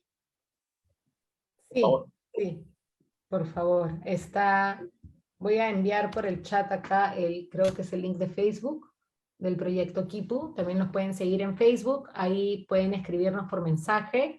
Y sí, pueden ver tanto la página web escuchar los testimonios, que está tanto en inglés y en español, el archivo de testimonios y respuestas, y pueden ver el cortometraje en Kipu Llamadas por Justicia en YouTube. Excelente. Listo, Rosmarie. Te agradezco tu presencia hoy día, también a nuestros amigos que nos han seguido. Y antes de concluir la sesión de hoy, hay que comentar que todas estas sesiones han sido grabadas y se colgarán próximamente en las redes sociales de la institución, Facebook, YouTube y en nuestro podcast. Al público asistente les agradecemos su participación y los esperamos en la sesión final este viernes 4 de marzo, fecha en la que la magíster Juliana Vidarte presentará la conferencia La tradición de representación del paisaje y la flora de la Amazonía peruana en el siglo XXI. Bueno, también hay que hacer la invitación a la proyección del documental AIDS Viva, la leyenda de Connie Norman, hoy día en la Biblioteca Nacional del Perú a las 7 de la noche. La entrada es libre, pero el aforo es limitado. Y les pedimos entonces, por lo tanto, que si pueden ir con una anticipación para poder encontrar asiento. Finalmente, los invitamos a seguir nuestras actividades culturales y mantener las medidas de prevención, usar mascarilla, higiene constante y mantener la distancia física. Gracias, Rosmarie. Gracias a todos por su participación. Gracias a todos. Buenas tardes. Chao. Buenas tardes.